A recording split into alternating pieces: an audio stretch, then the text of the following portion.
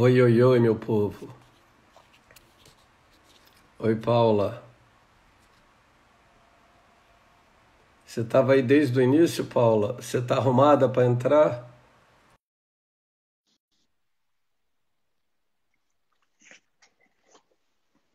Você vai negar também?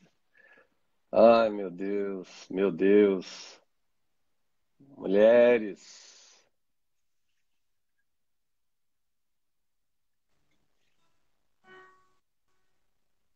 Então, para encerrar esse primeiro momento, então Jesus escrevia com um graveto no chão. Eu sempre quis saber o que Jesus escrevia no chão, viu, Dandan? Você sabe o que ele escrevia? Eu fico impressionado antes da escrita desse graveto. Tem sempre um graveto na história, né? É porque Em Mara teve um galho, o a profeta tamareira, Jeremias. O que você Jeremias. vê? Eu vejo um galho. Por quê? Porque Deus ele usa. Madeira, madeira. Todas as vezes que aparece na Bíblia, eu joguei um cabo e subiu um machado perdido. Eu joguei Tá sempre apontando para a cruz, madeira, né? sempre. A madeira aponta para a cruz. Então ele estava com um graveto Ó, escrevendo no chão. Alguns dizem que ele escrevia os 10 mandamentos. E eu encontrei o texto, eu não vou só. Depois eu procuro o endereço para dar para vocês. O texto está em Jeremias, onde vai dizer, Maurício, um beijo, querido, que ele escrevia no chão, e aí já são estudos, né? O nome de cada um deles, e com o pecado do lado. Cada um que se aproximava para tirar a casquinha e jogar a pedra. Há também, Paola, quem diga que era o futuro da mulher. Mas antes do futuro dela, a gente sabe que o futuro dela foi dito pela palavra, que é o final disso tudo. Mas ele escrevia os gravetos e Jeremias vai dizer que o nome daqueles que não servem para nada estaria lançado no chão para serem pisados. A lei é isso, a religião é isso. Faz com que o homem seja pisado. Ele perca a função dele, como o sal perde a função, porque a função do sal é com salgar, que salgar o conservar, quê? Conservar. conservar. Você nunca comeu bacalhau? A função do Sim. sal é conservar. A palavra sal origina a palavra salário. O sal que não vem para dar sabor às coisas, eles só servem para uma coisa, para E serem pisado pelos pisados. homens. Então, o que Jesus escrevia, o nome deles e os seus pecados. Eu gosto dessas viagens porque não necessariamente isso é uma verdade, mas isso gera uma parábola onde Jesus está dizendo o que ele pensa acerca da religião. A graça, todas as vezes que se encontrar com a lei, a graça vai vencer. Sabe por quê, Daniel? Hum. Porque a pessoa é mais importante do que a lei.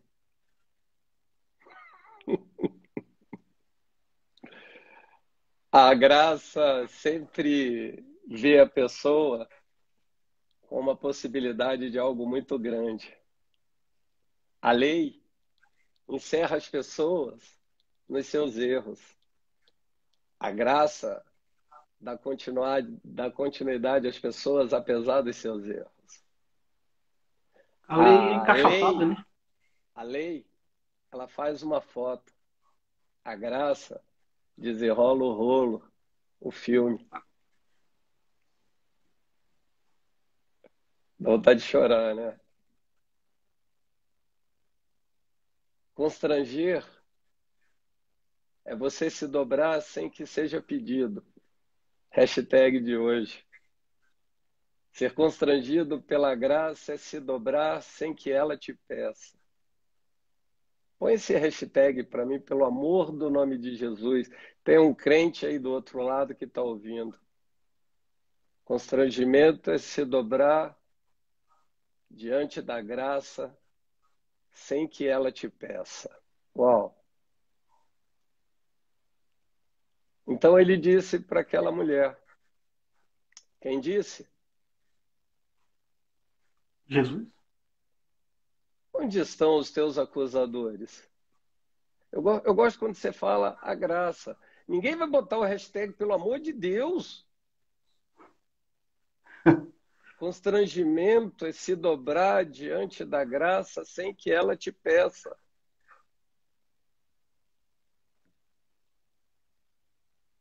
Oi. Então, disse Jesus: aonde estão os seus acusadores?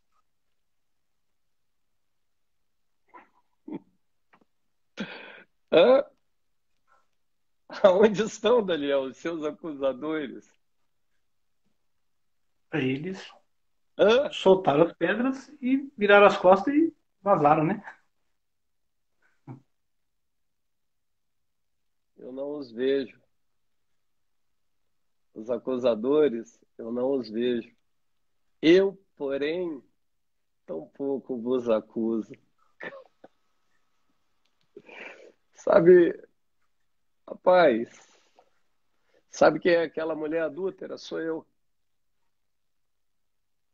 É você. Porque a maior briga de Deus, luta de Deus, foi sempre do adultério do povo com os outros deuses. Onde estão os teus acusadores? Eu tampouco vos acuso. Ele estava dizendo para ela que ele via nela o que ninguém viu. Ele estava dizendo para ela: eu te compreendo, porque você leva essa vida. Eu te compreendo. Não é que eu valido, mas eu te compreendo. Mas vá e não peques mais. Existe uma disputa teológica de quem era essa adúltera. Alguns dizem que era uma prostituta, outros dizem que era uma adúltera mesmo. A propósito, o que é adultério?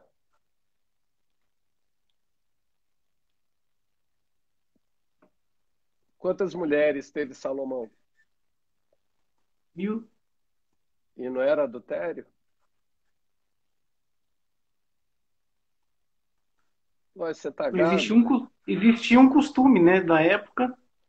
Que os reis É, podiam, é, mas eles podiam se elas não fossem comprometidas. Porque a intenção ali era outra. Não era de gerar meramente prazer. Era de gerar uma descendência, de continuar a procriação. Mas voltando. Então disse Jesus: vá não e peques não mais. peques mais. A pergunta que não quer calar. Se você fosse aquela mulher, você iria? Transferiu a responsabilidade toda para ela de volta, né? Não, a graça, ela não tira a responsabilidade de ninguém. Ela só impede a consequência da lei sobre a pessoa. Eu vou repetir. A graça não é irresponsável. ela só tira a consequência da lei. Mas a consequência natural daquilo que você faz, você vai ter que viver. Não tem jeito. Senão não seria justo. Que pai é esse que não educa seus filhos? Mas vamos um pouquinho mais. Vá e não peques mais. Sabe o que aconteceu com essa mulher, Dandan? Ela foi. Ela recebeu o ID e seguiu ele até o último dia da vida dela. A desobediência mais linda da Bíblia. Alguém que experimentou a graça e disse: vai embora, mulher. E ela o seguiu a vida inteira. Ela reconheceu que ela só estava viva por causa dele.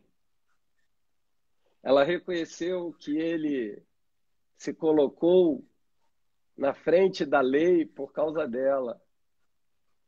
Ela entendeu que ela era mais importante do que qualquer rito religioso. Ela entendeu, ela reconheceu quem ele era. Por isso, todas as vezes que passa esse texto num filme, você vê ela nos pés dele chorando. A vida inteira dela, ela teve um coração contrito e quebrantado, agradecido pelo que a graça havia feito.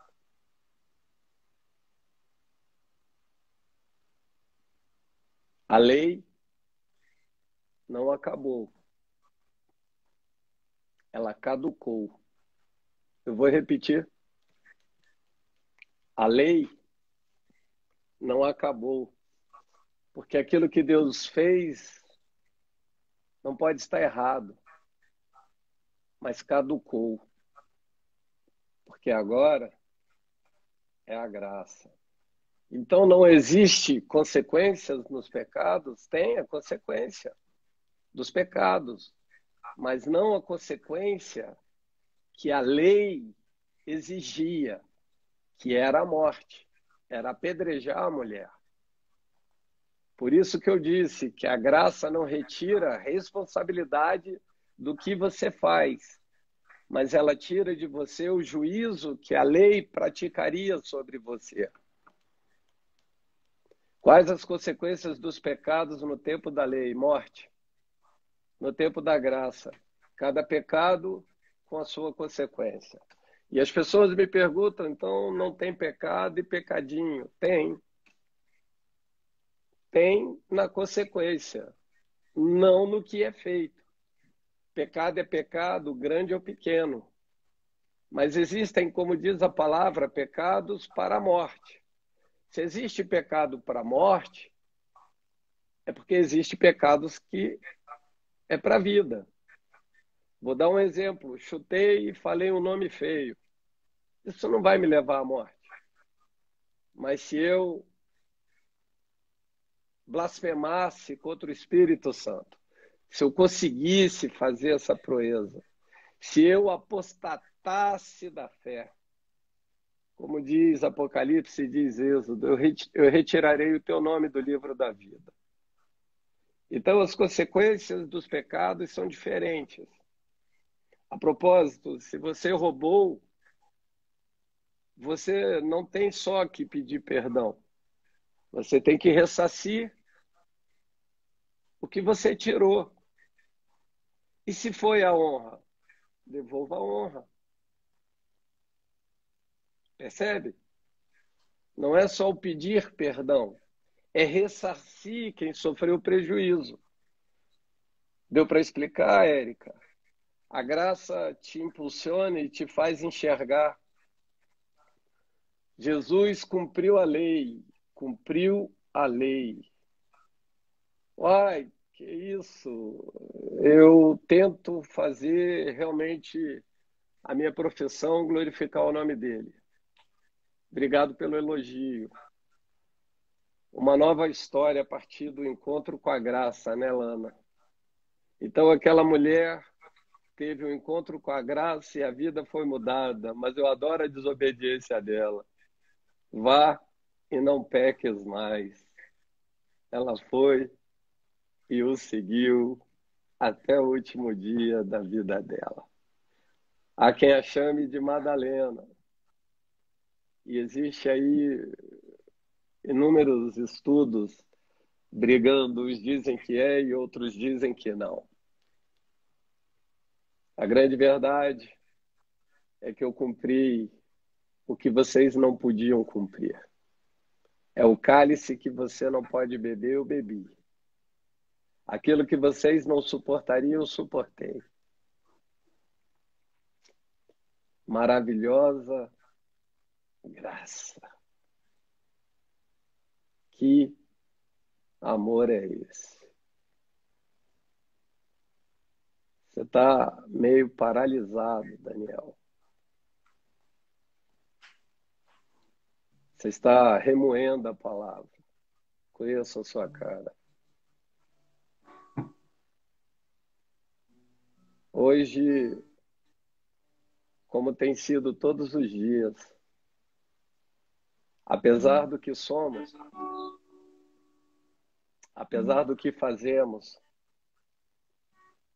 a graça continua sendo graça. A Bíblia diz que é de graça em graça. Nós estamos aqui recebendo mais da graça. Percebe que a graça está sempre dando, né? Porque graça é dar. Porque Deus amou o mundo que deu a graça. Eu nunca tinha pensado. Hashtag. Porque Deus amou o mundo que Ele deu a graça. Uau, uau, uau, uau. Jesus morreu no meu lugar e no seu lugar, porque Ele não suportaria viver a eternidade sem mim e sem você. A graça, ela ama amar. A graça, ela ama sem medida. É o Shaddai, sem conta-gota. A graça é extravagante. A graça não sabe fazer dando pouco. É tudo. Ela só tem uma leitura. É tudo. A graça vê em você o que a lei jamais viria. A graça vê em você o que homem nenhum viu. A graça, ela não olha apenas para o seu ato.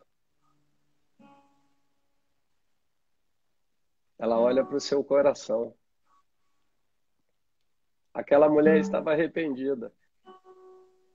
Porque quando ela se lançou ao chão, penso eu que ainda que ela tivesse o medo da morte,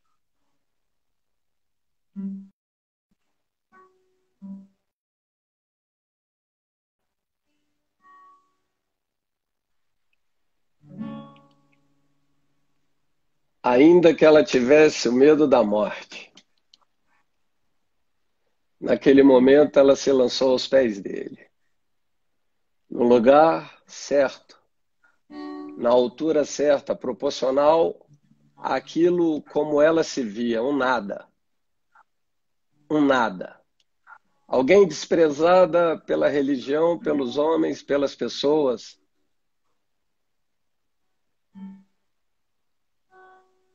Mas resgatada pela graça. A graça tem esse poder, sem fazer força alguma. A graça te leva a você ser melhor do que você é e melhor do que as pessoas dizem que você é. A graça te leva aos lugares que você não consegue ir sozinho. A graça faz com que você seja o que Ele viu em você. A graça revela quem você é. A graça revelou bem mais do que os homens viram naquela mulher. A graça quebrou o preconceito, a graça quebra preconceitos, dogmas, paradigmas. A graça é um favor imerecido, sim. Sim. Não merecemos. Mas aprove a Deus. Aprove a Deus. Perceba que não tem a ver com você, tem a ver com Ele. Deus sempre vai apostar em mim e em você. Judas traiu Jesus, mas até o último minuto ele o chamou de amigo. O que tens de fazer, amigo, faça logo. Não chamou ele de traíra, de alguém que fosse vendê-lo. A graça é a revelação do homem que Deus idealizou. A graça, ela te devolve ao lugar de origem. A graça te devolve o status do Éden. A graça te patenteia a ser quem você nunca deveria ter deixado de ser. A graça é a outorga de que você é filho de Deus. Uau. A graça te leva a confessar quem Ele é, mas sem força e sem imposição. É uma inspiração, é um sopro, é um fôlego. A graça. A bendita graça. Pela graça sois salvos, Érica. Isto é um dom de Deus. Não é força do que você faz. Não tem a ver com o que você fez, mas tem a ver com o que Ele fez. Queremos dessa graça. Mais graça, Senhor. Mais graça. Dai-nos graça para respeitarmos as pessoas não por aquilo que elas fazem, mas por aquilo que elas são. Nos dê mais graça para conduzirmos os teus filhos e filhas. Nos dê mais graça para que sejamos melhores. Nos dê mais graça. Temos fome e sede da graça. Dai-nos graça. Dai-nos graça. A palavra graça em todas as línguas. Em espanhol, seria gracias. No alemão, é Danken. No italiano, é grazie. Em português, é obrigado. Há uma diferença gigantesca entre graça e obrigado. Porque a graça não te obriga a um compromisso com ela. Mas o obrigado significa que você se compromete com aquele que te deu algo. É isso. O português, ele é diferente de todas as línguas. Porque o português, ele vem adicionado de um sentimentalismo.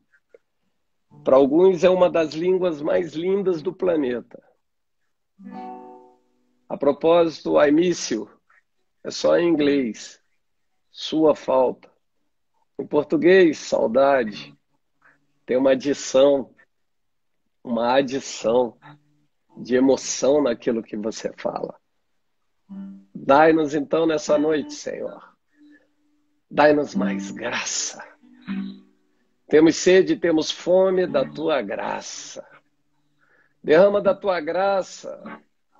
Derrama como a Shekinah, a glória da graça. Nos coroa hoje com a sua graça. Queremos ser melhores do que fomos ainda há pouco. Queremos ser maiores, não por nossos vazios, mas porque o Senhor enche tudo e em todos. Porque o Senhor, a graça, é a plenitude de todas as coisas. Ah, maravilhosa graça. Te adoramos, Senhor. Nós te adoramos, graça. Obrigado pela graça que é maior e melhor que a vida. Obrigado pelo ar que respiramos por causa da graça. Obrigado porque até aqui a graça nos ajudou. Obrigado pela graça que não permitiu que fôssemos consumidos. Obrigado pela graça que tem guardado a nossa casa, a nossa saúde, a nossa vida, o nosso chamado, o nosso propósito. Obrigado porque somos tomados pela graça. Nos dobramos diante da graça. Somos constrangidos pela graça. Adore ao Senhor por um momento, por um tempo. E aonde você estiver, fechando os seus olhos, ou abrindo a sua boca e adorando, cantando, louvando, erguendo os teus braços, as tuas mãos, expondo o seu coração.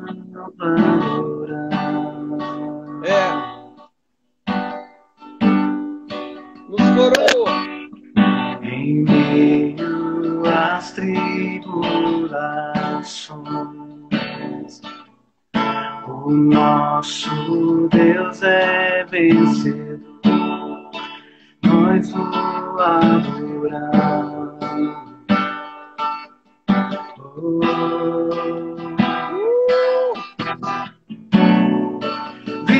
Vitorioso és, na tempestade estás. Teu nome infalível é, os reinos vêm e vão, teu trono acima está. Teu nome imutável é, o inferno não prevalece e nada irá me impedir. Eu te adorarei.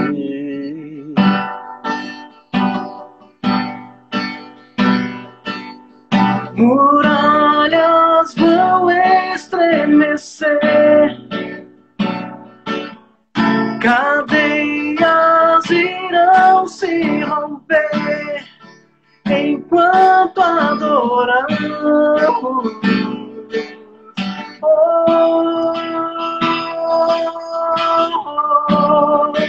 Vitorioso és, na tempestade está.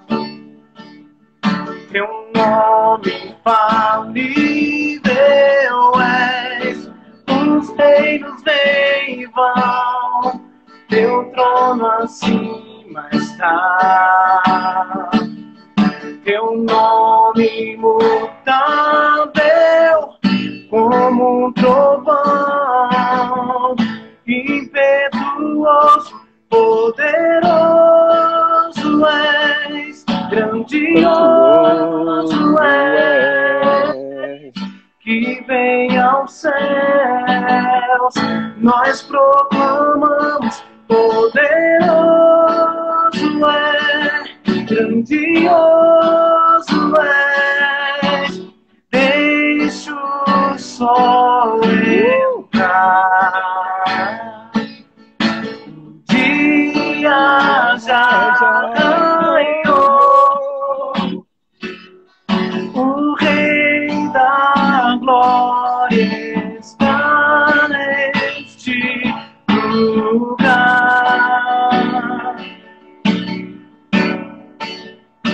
E o medo de luz se esvai na sombra do seu grande amor. A dor se transforma em paz, faz brotar mananciais. E o medo de luz se esvai nas ondas do seu grande amor. A dor se transforma em paz, faz brotar mananciais. O teu amor é como de um pai, de um irmão, com a garra de um leão, assim como nenhum outro.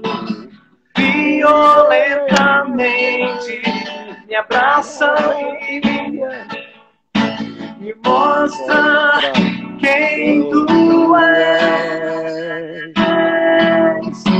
O teu amor é como de um pai, de um irmão, com a garra de um leão, assim como nenhum outro. Violentamente persegues e me abraça. Quem tu és?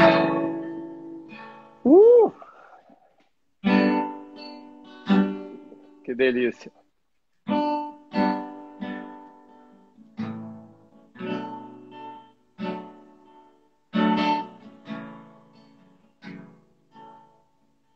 Deixa o sol o dia já raiou, o Rei da Glória está neste lugar.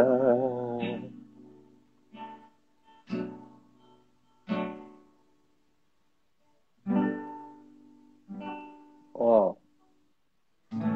Uau.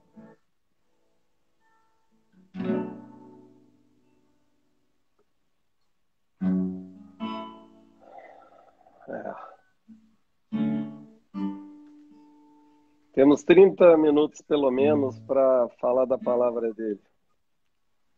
Não é que não estávamos falando da palavra dele, pelo contrário.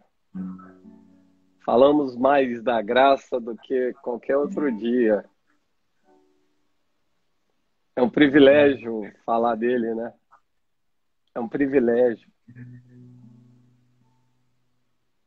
Falar o nome de Jesus é um privilégio. Porque ele veio para os deles, mas os deles mesmo não os receberam. Estranho que estamos aqui no Brasil, mas aqueles que estão lá no Oriente não perceberam quem ele era. Até hoje esperam por ele. E nós esperamos por ele para que ele volte. E eles estão esperando para que ele venha.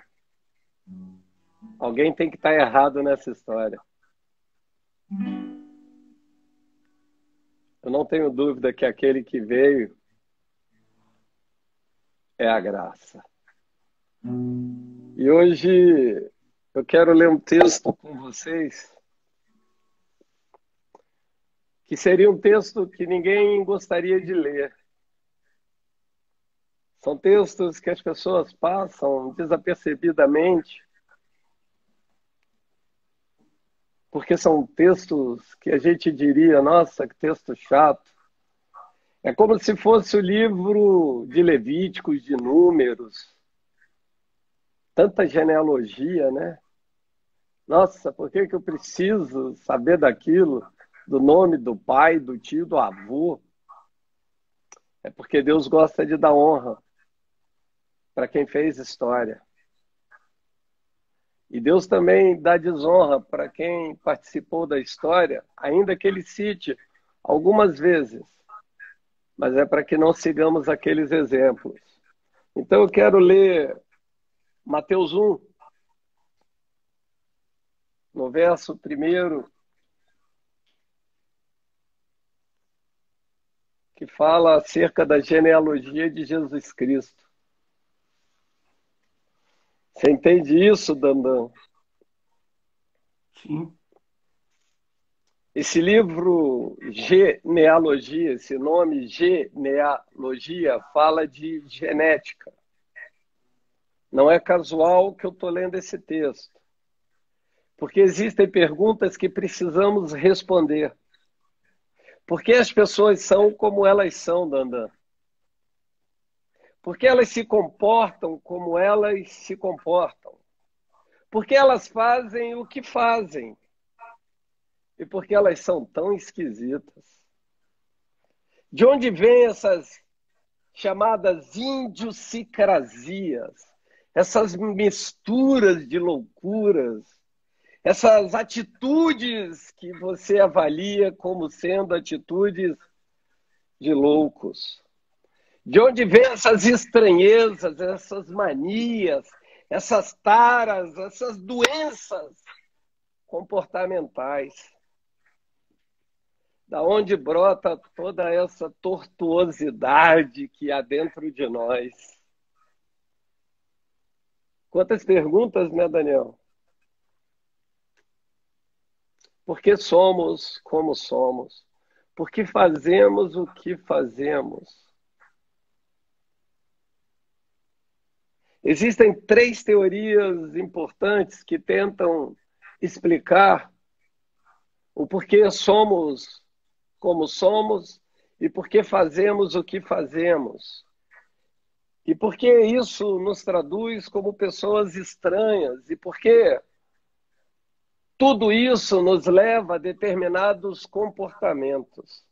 E são 3 teorias. A primeira teoria, por isso eu abri o livro na genealogia de Jesus.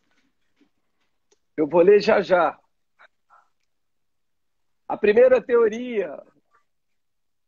Deixa eu ler logo o texto, gente. Eu queria, porque eu gosto quando as pessoas podem acompanhar, porque dá uma profundidade maior do que quando somente a gente ouvimos. Você sabia que você tem uma memória auditiva, tem uma memória visual?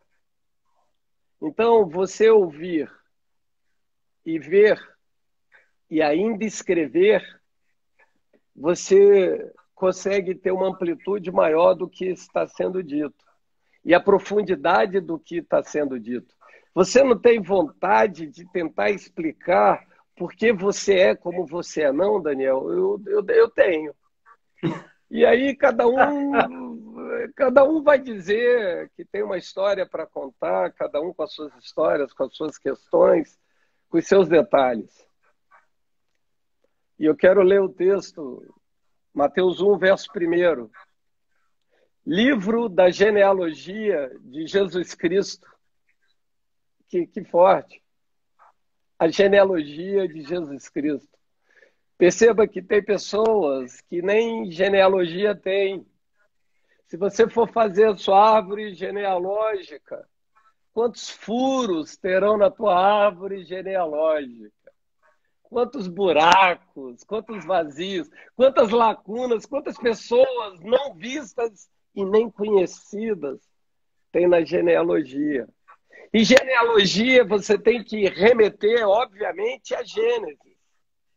É como se aqui fosse a Gênesis a partir de Cristo. Já Cristo manifesto. A grande verdade, Érica, é que aprende é quem ensina. O livro da genealogia fala do genoma, da genética, daquilo que você carrega dentro de você que alguns dizem que é imutável. E eu acredito em algumas coisas que vocês e que eu carrego que são imutáveis. As características que chamamos de fenótipo. Eu tenho o olho claro porque meu pai tem um azinho e minha mãe tem 2 azinhos, por conta do olho dela que é claro. Isso poderia até explicar o fato de eu ser como sou e fazer o que faço e alguns comportamentos. Tem pessoas que acreditam que filho de assassino vai ser sempre assassino. Tem pessoas que creem que por conta da genética, se o pai é burro, o filho é burro. E a genética desde 1953 com Francis Crick, foi ele que fez o desenho em elipse, como se fossem 2 hélices entrelaçadas, como se fosse uma mussarela enrolada. E essa teoria tentando explicar as influências que ela gera em você. Existe uma segunda teoria, que é a segunda teoria extremamente importante, porque todo mundo, de alguma forma, uma forma ou de outra, já foram parar lá. Que é a teoria psicológica, que o pai dela é Sigmund Freud.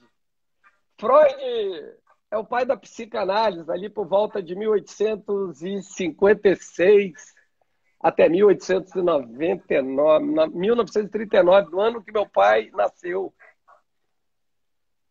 Ele tudo associava ao sexo, aos relacionamentos, aquele relacionamento, aquelas proximidades, as pessoas que estavam à sua volta, gerando o seu comportamento e fazendo com que você se tornasse aquilo que era o seu meio. A terceira teoria é a de Karl Marx, que é o Capital Social. Vocês têm que ler esse livro, não é fácil não, mas cuidado para não desviar.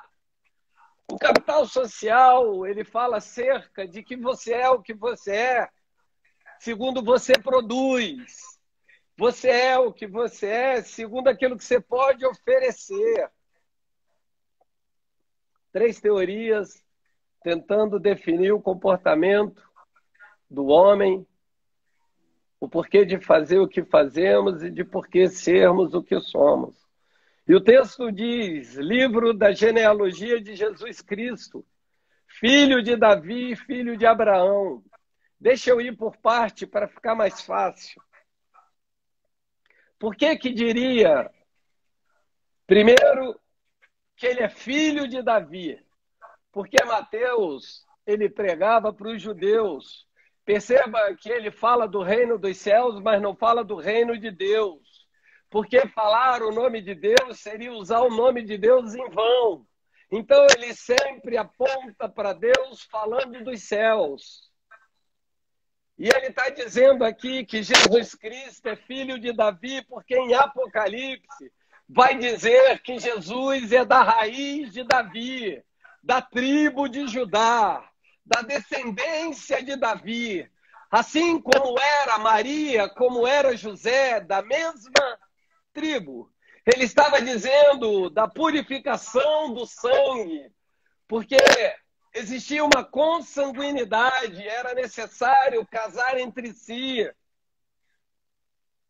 Filho de Davi, porque isso apontava para Jesus, a raiz de um rei.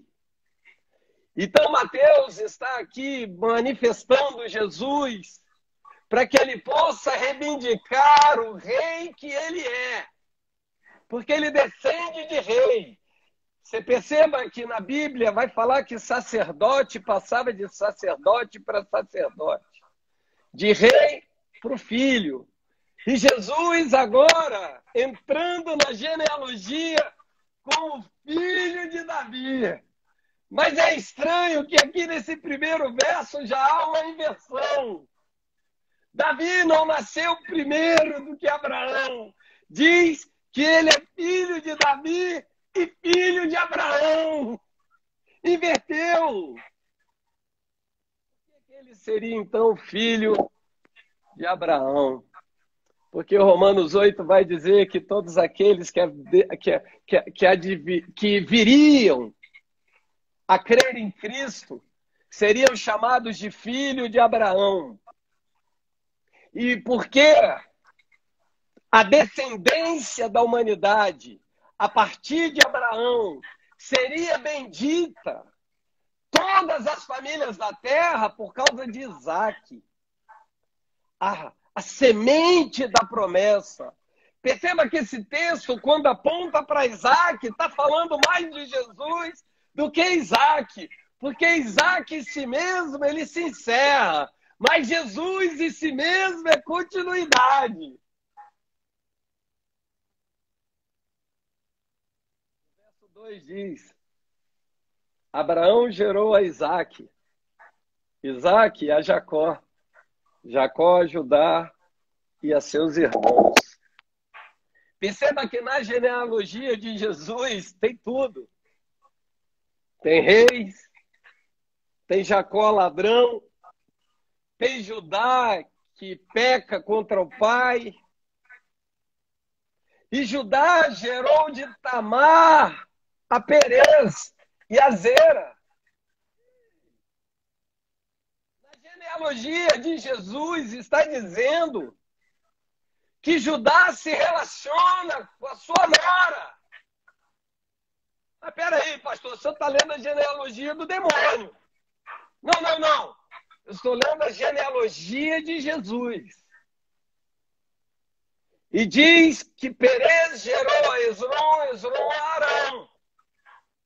Arão gerou a Aminadab a Nasson a Salmão. Salmão gerou a Raabe. Estranho é que na genealogia de Jesus aparecem mulheres. Na genealogia de Jesus, ele é o introdutor. Ele é o validador das mulheres. Enquanto as mulheres eram desclassificadas, como era desclassificada aquela que adulterou, Jesus, agora, depois de tanto tempo, guardar e esconder as mulheres. No Antigo Testamento, as mulheres aparecem pouco, mas Jesus, por meio dele, ele traz a revelação acerca de quem elas eram. E agora as mulheres hão de entender: o feminismo não está com nada, o machismo não está com nada. Todo o ismo cai por terra quando você consegue entender o que Jesus dizia. Gregos e judeus são iguais, homens e mulheres, porque todos são de Cristo. E em Cristo não há diferenças. E na genealogia, então, de Jesus, aparece uma mulher, Raabe. Raabe era uma prostituta. Literalmente, viveu a vida inteira se prostituindo. Raabe é praticamente a bisavó de Jessé, é bisavó de Davi, que seria nascido de Jessé. Na genealogia de Jesus, ele não oculta que há uma prostituta, uma mulher que se vendia, que se negou. Pastor, o senhor está lendo outro livro, não é possível. O senhor está falando de outra genealogia. Não, eu estou lendo a genealogia de Jesus contado no Evangelho de Mateus. Então, Salmão gerou Raabe a Boaz, e de Boaz, este gerou Obed a Jessé, o pai de Davi. Então, no frigir dos ovos, Davi já descende de uma prostituta. Tem um salmo que vai dizer que Davi nasceu em meio à prostituição, a um desmantelo familiar. Há uma desordem familiar, há uma família desorganizada, disfuncional. No verso 6 diz que Jessé gerou o rei Davi, e o rei Davi gerou a Salomão. E aqui eu quero pontuar que tem prostitutas, que tem ladrões, mas que também tem reis. Perceba que na genealogia de Jesus tem de tudo. E Salomão te remete ao príncipe da paz, porque Salomão, o nome dele é Shalomon, vem de Shalom, do nada faltando, nada quebrado, nada fora do lugar. No verso 7 vai dizer, então, que Salomão gerou a Roboão. Escuta isso. Davi lutou para unificar Israel. Salomão pega agora Israel unificado. E Salomão vive um tempo de paz que Israel nunca viveu e os dois viveram 40 anos de reinado. Roboão, o filho de Salomão, escuta isso. Quantas mulheres teve Salomão? 1000. No estudo científico, ginecológico, um homem com 1000 mulheres, ele deveria ter pelo menos 500 filhos. Você sabe quantos filhos Salomão tinha? Não. Compliquei, hein? Um cara com 1000 mulheres deveria ter pelo menos 500 filhos. Mas há quem diga, a Bíblia cita uma mulher, que nem fala dela direito, e fala de Roboão. Perceba que aqui eu já vejo um milagre, porque é possível que Salomão tentava se autoafirmar no número de mulheres, ou porque ele era impotente, ou porque ele era estéril.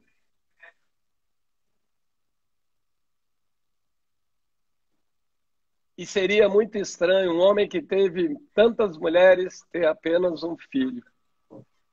Perceba que milagre. Porque se não nascesse Roboão, Jesus não existiria. Porque não haveria da onde Jesus descender da tribo de Judá. Estava encerrada a tribo de Judá. E Roboão foi aquele que disse que o pai pegou muito mole com o povo.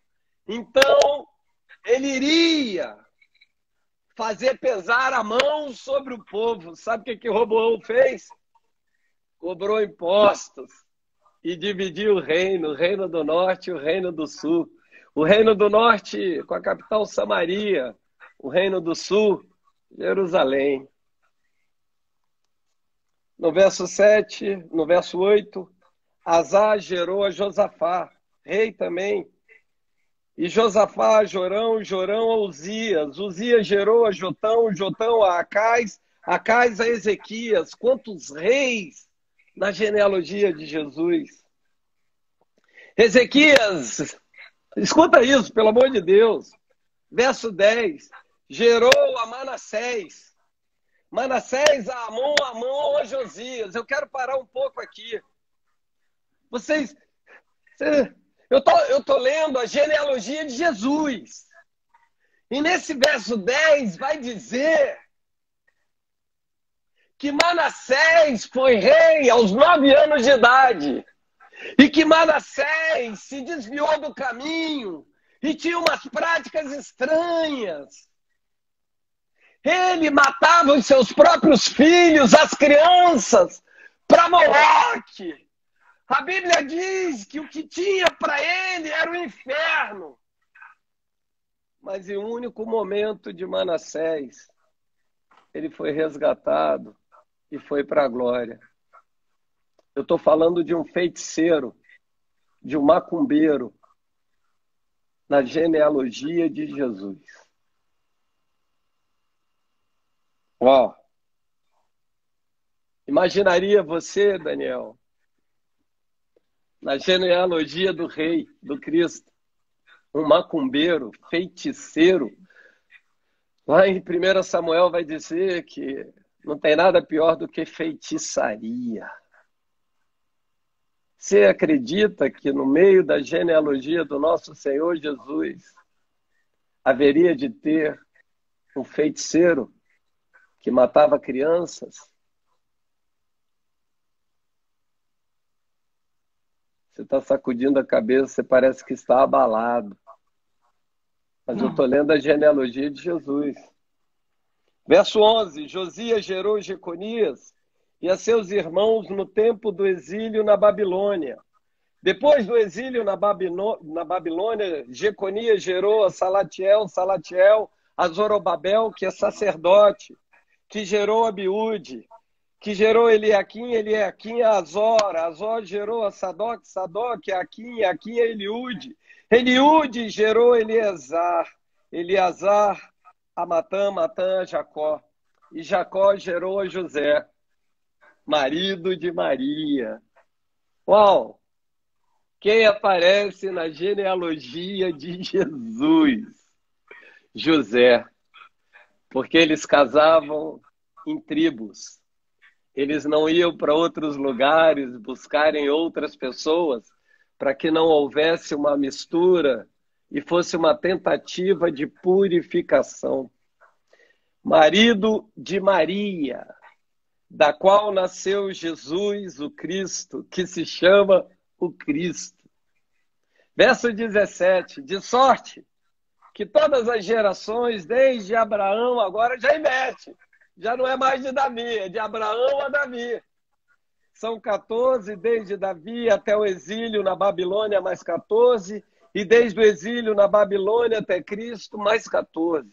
Você vê que vai de 14 em 14, trazendo umas viradas. E aqui que começa a mensagem. 3 teorias que nós citamos inicialmente. A geneticista, para explicar o comportamento das pessoas. A psicológica e a teoria marxista. Essa teoria é tão complicada que até hoje está sendo implantada, que é a teoria social, que você vale o quanto você produz. Se você não produzir, você está morto. Mas a grande verdade é que todas essas teorias tentaram explicar o porquê que as pessoas são como são, porque fazem o que fazem, porque têm os seus comportamentos como os têm. Mas nenhum desses cientistas conseguiam entender porque essas teorias não conseguiam, de forma alguma, explicar porque alguns quebravam os princípios científicos das teorias. Eles não conseguiam explicar por que um viveu numa casa de alcoólatra junto com seu irmão, um virou alcoólatra, mas o outro não. Eles não conseguiam explicar as manifestações daquilo que as pessoas viviam nos seus ambientes, nas suas atmosferas, e como cada um recebia aquilo em seus corações. Teorias tentando explicar o porquê de sermos como somos e de fazermos o que fazermos e por termos determinados comportamentos. E dentre essas teorias, a genética, eu mesmo já vi, as pessoas não sabem, mas normalmente a pessoa que tem câncer de mama, ela pula uma geração e cai na outra. Perceba que existem regras que os homens tentam colocar, mas nenhuma dessas regras conseguem reunir e serem unânimes. Por isso eu comecei a falar